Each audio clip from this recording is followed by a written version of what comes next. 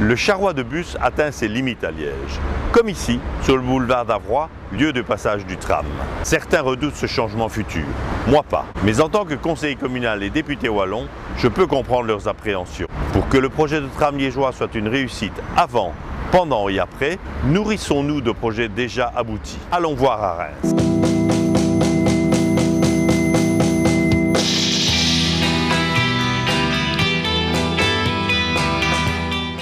On a constaté que le réseau de bus est arrivé à saturation en termes d'efficacité. C'est-à-dire que sur certaines lignes de bus, on avait des fréquences de passage de l'ordre de 5 minutes et donc on aboutissait à des trains de bus. Alors on a choisi un groupe qui nous permettait d'avoir un seul interlocuteur. En fait, c'était lui qui s'arrangeait pour faire l'interface avec tous ceux qui intervenaient sur la construction du tramway.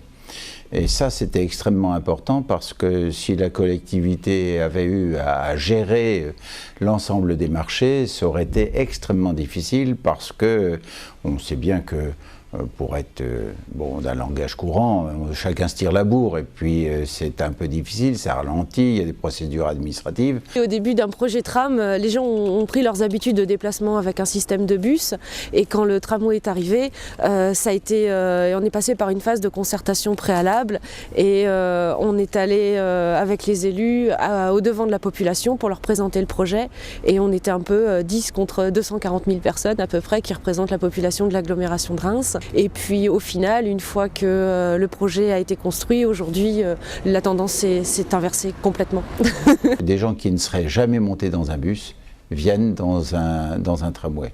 Et il est très courant de voir des personnes avec des cravates et des attachés-caisses monter dans le tramway parce que c'est rapide, confortable, fiable. C'est très bien, je pense que c'est un beau projet pour une ville, ça redynamise un petit peu, le déplacement va beaucoup plus vite qu'en bus, quand on se déplaçait en bus avant. Les problèmes, c'est les travaux.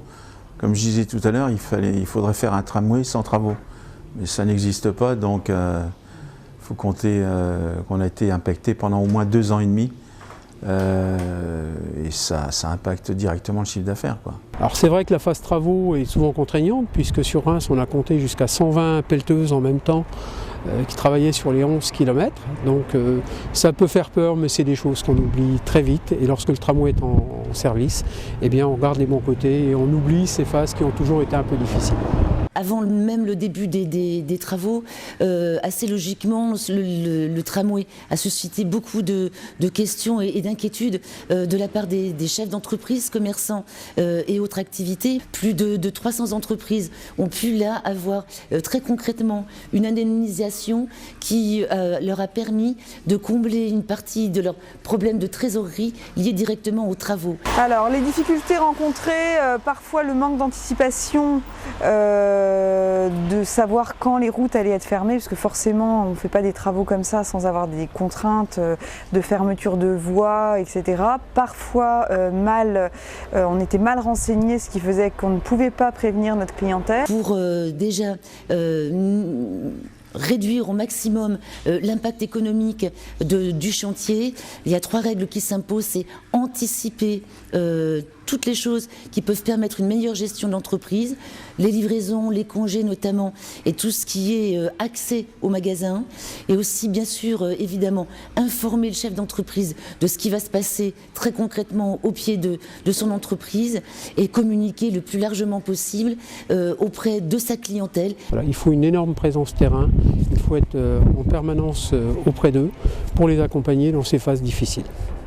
10 entreprises ont seulement fermé pendant la période du tramway, mais bon, il ne faut quand même pas voir là directement que le tramway. C'est vrai qu'on a eu affaire aussi dès 2008, au début de la crise financière, qui a touché très fortement toute l'activité économique.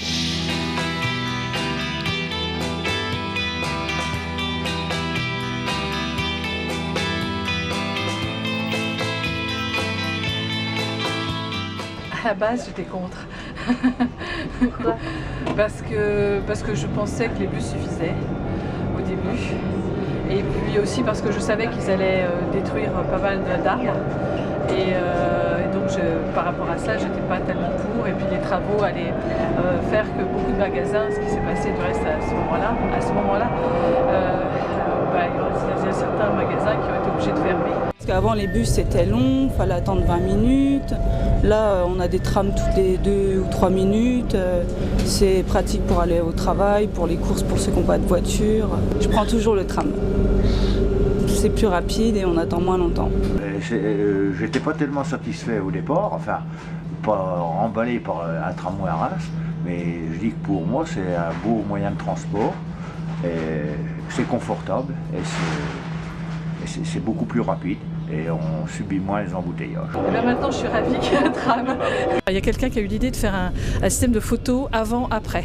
C'est-à-dire au moment des travaux, on voyait tous les commerçants qui avaient le visage un peu... Du reste, les photos étaient en noir et blanc.